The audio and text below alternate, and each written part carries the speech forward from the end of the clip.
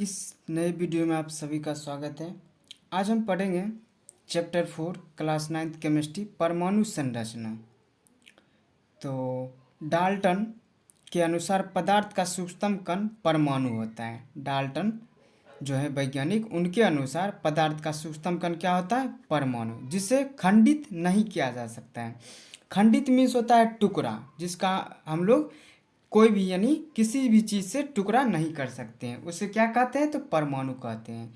लेकिन अनेक प्रयोगों द्वारा प्रमाणित हो चुका है कि परमाणु कई प्रकार के अति सूक्ष्म मीन्स होता है बहुत ही छोटा, बहुत ही छोटे अति सूक्ष्म कणों के संयोग से बने होते। परमाणु जो होते हैं, ठीक ना, कई यानी बहुत सारे अति सूक्ष्म कणों के संयोग से बने होते। संयोग मीन्स होता है मिल करके, ठीक ना, जिसमें इलेक्ट्रॉन, प्रोटॉन और न्यूट्रॉन प्रमुख है। यानी परमाणु जो होते हैं इलेक्ट्रॉन, प्रोटॉन और न्यूट्रॉन से इन सब से मिलकर के बना होता है। क्या चीज़? तो परमाणु।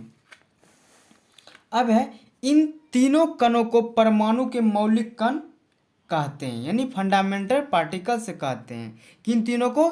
तो इलेक्ट्रॉन, प्रोटॉन और न्यूट्रॉन। इलेक्ट्रॉन, प्रोटॉन और न्यूट्रॉन को जो है परमाणु के मौलिक कण के नाम से हम लोग जानते हैं। कोई आपको पूछ दे परमाणु के मौलिक कण क्या होते हैं, तो इलेक्ट्रॉन, प्रोटॉन और न्यूट्रॉन। अब हम मौलिक कणों के आविष्कार संबंधित जानकारियां प्राप्त करेंगे। अब हम यानी यह जो परमाणु है, तीन मौलिक कण जो है इलेक्ट्रॉन, प्रोटॉन और न्यूट्रॉन, कैसे आविष्कार हुआ इसके बारे में हम जानेंगे। तो क्या है कैथोड किरण? अब हम जानकारी प्राप्त करेंगे। अब है कैथोड किरणें और इलेक्ट्रॉन। क्या है? कैथोड किरणें और इलेक्ट्रॉन। कांच की एक विसर्ग नली, डिस्चार्ज ट्यूब, कांच की एक विसर्ग नली यानी डिस्चार्ज ट्यूब में किसी गैस को लेकर के अत्यंत कम दाब तथा उच्च विभवांतर 1000 वोल्ट पर विद्युत धारा प्रवाहित करने पर विसर्ग नली के कैथोड से एक प्रकार की किरणें निकलती है, जो सीधी रेखा में क्या होते हैं? गमन करते हुए सामने की दीवार पर पड़ती है। जो सीधी रेखा में गमन करते हुए सामने की दीवार पर पड़ती है। इन्हीं किरणों का नाम जो है कैथोड किरणें रखा गया है। इन्हीं किरणों का नाम क्या रखा गया? कैथोड किरणें। अब इसे हम पिक्चर के माध्यम से जानेंगे। तो यह आपका एक विसर्ग नली है, कांच का है, ठीक ना, जिनसे किसी गैस को अत्यंत कम दाब पर तथा उच्च विभवांतर 10,000 वोल्ट पर क्या कर रहे थे? विद्युत धारा प्रवाहित करते हैं। यह जो है देखिए एक विसर्ग नली है, इसमें क्या किए? कम दाब पर तथा उच्च विभवांतर पर विद्युत धारा प्रवाहित करने पर विसर्ग नली के द्वारा, यह जो आपका एक क्या है? विसर्ग नली है। यह आपका क्या है? विसर्ग नली है। इस पर क्या होता है? प्रवाहित करने पर विसर्ग नली के कैथोड से, ठीक ना, यह आपका जो है कैथोड, यह जो कैथोड से एक प्रकार की किरणें निकलती है। इससे क्या होती है? एक प्रकार की किरणें निकलती है, जो सीधी रेखा में, यह देख रहे हैं आप, सीधी रेखा में क्या होता है? गमन करता है। गमन करते हुए सामने की दीवार पर, क्या? सामने की दीवार पर पड़ती है। और इन्हीं किरणों को, यह जो किरण आप देख रहे हैं, इन्हीं किरणों का नाम क्या रख दिया? तो कैथोड किरण रख दिया। क्या नाम रख दिया? कैथोड किरण रख दिया। अब हम जानेंगे कि कैथोड किरण के गुण क्या होते हैं, यानी प्रॉपर्टीज ऑफ कैथोड रे, ठीक ना। तो ये जो किरणें हैं कैथोड किरणें, ये किरणें कैथोड से निकल करके अति तीव्र मीन्स बहुत ही तेज गति से, वेग से सीधी रेखा में गमन करते। यह जो है विसर्ग नली के द्वारा बहुत ही तेज गति से ये किरणें निकलते, ठीक। और इसके मार्ग में दूसरा गुण है, इनके मार्ग में अपारदर्शक वस्तु को रखने पर वस्तु की छाया कैथोड के दूसरी तरफ बनती है। वस्तु की छाया जो है कैथोड के दूसरी तरफ बनती है। अपारदर्शक मीन्स क्या होता है, जिसके आर पार हम नहीं देख सकते, उसे क्या कहते हैं, अपारदर्शक पदार्थ। ठीक ना। अपारदर्शक वस्तु को रखने पर वस्तु की छाया कैथोड के दूसरी तरफ बनती है। इससे प्रमाणित होता है कि ये किरणें जो है सीधी रेखा में चलती है।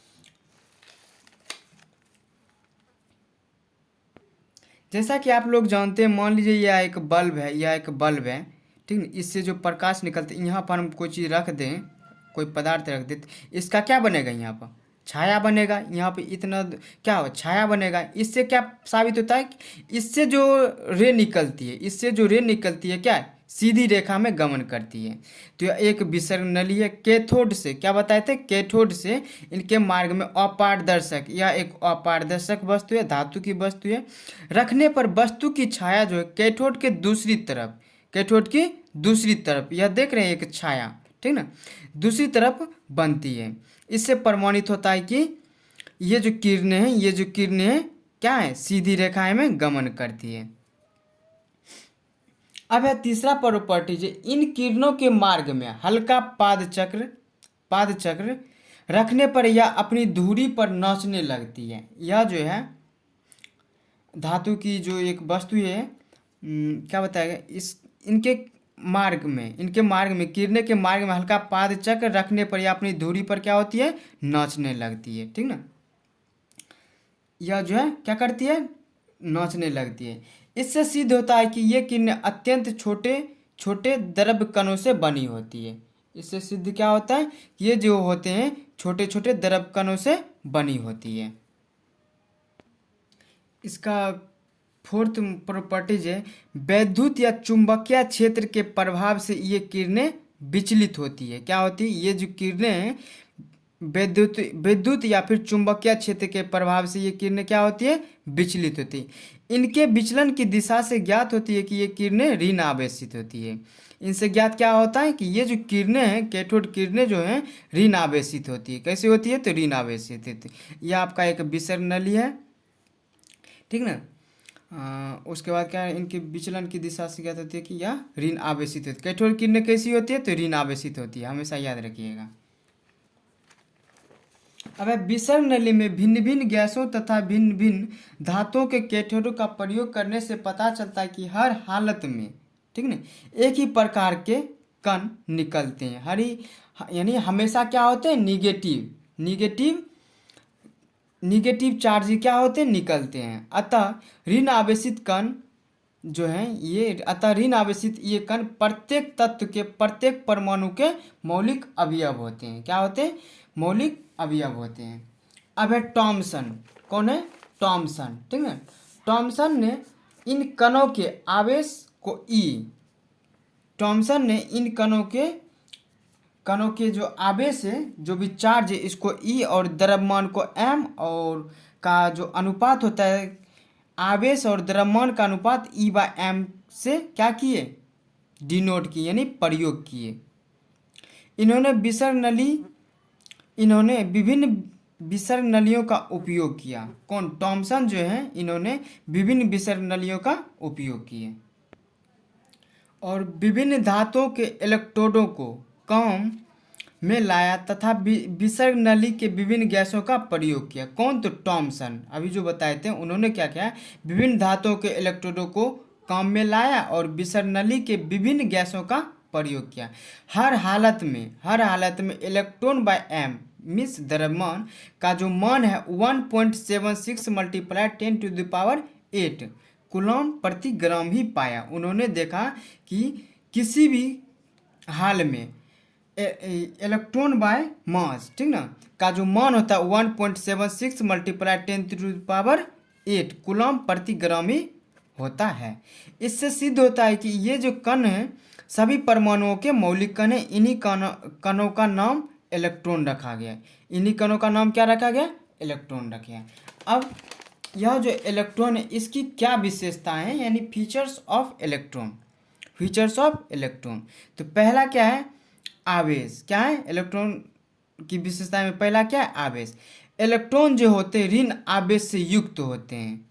इलेक्ट्रॉन कैसे होते हैं, ऋण आवेशित होते हैं, ठीक। इलेक्ट्रॉन क्या होते हैं, ऋण आवेश से युक्त होते हैं, जो प्रत्येक तत्व के परमाणु में अनिवार्य रूप से उपस्थित होता है। जितने भी तत्व होते हैं उसमें इलेक्ट्रॉन क्या होते हैं, उपस्थित रहते हैं। अब नेक्स्ट वैज्ञानिक R.A. मिलिकन। कौन है? R.A. मिलिकन ने तेल बिंदु प्रयोग द्वारा इलेक्ट्रॉन के आवेश का निर्धारण किया, जिससे इलेक्ट्रॉन के आवेश का मान जो है 1.60 मल्टीप्लाई 10⁻⁻19 कूलम प्राप्त हुआ। कौन? R.A. मिलिकन ने तेल बिंदु प्रयोग द्वारा इलेक्ट्रॉन के आवेश का क्या मान होता है तो उन्होंने प्राप्त किया। तो कितना होता है? 1.60 मल्टीप्लाई 10⁻⁻19 कूलम, ठीक ना। चूँकि यह आवेश की न्यूनतम मात्रा है, यह जो है 1.60 मल्टीप्लाई 10⁻⁻19 न्यूनतम मात्रा मान है, ठीक ना। तो न्यूनतम मात्रा है, अतः यह इकाई ऋण आवेश -1 कहलाता है। यह जो आवेश है, ठीक ना, यह इकाई -1 कहलाता है, ऋण आवेश -1 कहलाता है। ई बराबर होता है 1.60 मल्टीप्लाई 10⁻⁻19 कूलम। यह आप याद रख लीजिएगा, ठीक ना। आपको ऑब्जेक्टिव पूछ सकता है कि इलेक्ट्रॉन का मान क्या होता है, तो 1.60 मल्टीप्लाई 10⁻⁻19 कूलम होता है। अब है द्रव्यमान की बात करें तो E/m और E के मानों से इलेक्ट्रॉन का द्रव्यमान ज्ञात किया जाता है। इनके यानी द्रव्यमान जो है E/m और E के मानों से हम क्या कर सकते हैं, द्रव्यमान ज्ञात कर सकते हैं थॉमसन प्रयोग से। E/m इक्वल टू होता है 1.76 मल्टीप्लाई 10⁸ कूलम प्रति ग्राम, थॉमसन के अनुसार। किनके अनुसार? थॉमसन के अनुसार E/m यानी electron by mass equal to क्या होता है, 1.76 मल्टीप्लाई 10⁸ कूलम ग्राम होता है, याद रखिएगा। तो अभी हमने क्या पढ़ा, मिलिकन प्रयोग से E इक्वल टू क्या होता है 1.60 मल्टीप्लाई 10⁻⁻19 कूलम। तो m इक्वल टू E/m क्या होगा, E/m, ठीक ना।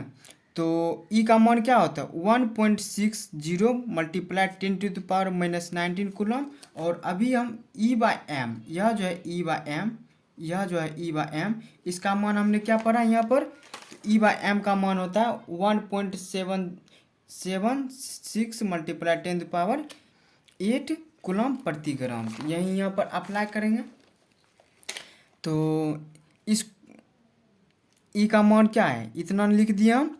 और E/m का मान होता है 1.76 मल्टीप्लाई 10⁸ C प्रति कूलम, एक कूलम प्रति ग्राम, ठीक ना। तो इसको जब आप डिवाइड कीजिएगा तो क्या होगा 9.11 मल्टीप्लाई 10⁻⁻28 होगा। उसके बाद फिर क्या कीजिएगा, इक्वल टू 9.11 मल्टीप्लाई 10⁻31। यहाँ पर ग्राम है, इसको हम क्या किए केजी में कन्वर्ट कर दिए, तो क्या हो गया यहाँ पर -31 हो गया। तो अभी हम क्या पढ़ रहे थे, इलेक्ट्रॉन की विशेषताएं। तो पहला क्या पढ़ रहे थे, आवेश द्रव्यमान। अब क्या है, H परमाणु के सापेक्ष द्रव्यमान, यानी हाइड्रोजन परमाणु के सापेक्ष द्रव्यमान। तो एवोगाड्रो सिद्धांत के अनुसार किसी भी तत्व के 1 ग्राम परमाणु में परमाणुओं की जो संख्या होती है 6.022 मल्टीप्लाई 10⁻23 होती है। किसके अनुसार, तो एवोगाड्रो के अनुसार, सिद्धांत के अनुसार जो है किसी भी तत्व के 1 ग्राम परमाणु में परमाणुओं की जो संख्या होती है इतना होती है 6.022 मल्टीप्लाई 10⁻23 होती है, ठीक ना। अतः H के जो परमाणु है 6 परमाणु का द्रव्यमान जो होता है 1.008 ग्राम होता है। H के सापेक्ष में क्या हो जाएगा 1.008 ग्राम होता है। H के एक परमाणु का द्रव्यमान, H के सापेक्ष जो है एक परमाणु का द्रव्यमान तो क्या हो जाएगा, इतना बाय इतना कर देंगे तो क्या होगा, एक परमाणु का द्रव्यमान निकल जाएगा आपका। तो इसको करेंगे तो आप क्या हो जाएगा 1.6738 मल्टीप्लाई 10⁻⁻24 क्या हो जाएगा ग्राम हो जाएगा। यानी इलेक्ट्रॉन का जो द्रव्यमान होता है कितना इतना ग्राम हो जाएगा आपका। इसलिए H परमाणु का द्रव्यमान बाय इलेक्ट्रॉन का द्रव्यमान अगर हम करेंगे तो क्या हो जाएगा।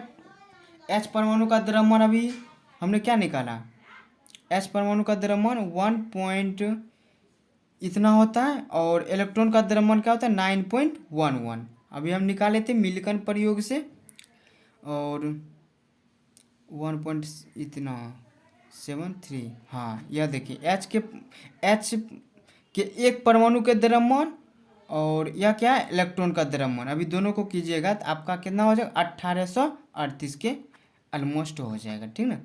अर्थात इलेक्ट्रॉन का द्रव्यमान हाइड्रोजन परमाणु के द्रव्यमान का लगभग 1838वां भाग होता है। क्या होता है 1838वां भाग होता है। अर्थात इलेक्ट्रॉन का जो द्रव्यमान होता है हाइड्रोजन परमाणु किसके, तो हाइड्रोजन परमाणु के द्रव्यमान का 1838वां भाग होता है। तो नेक्स्ट टॉपिक है आपका एनोड किरणें और प्रोटॉन। तो इसको हम दूसरे वीडियो में जानेंगे।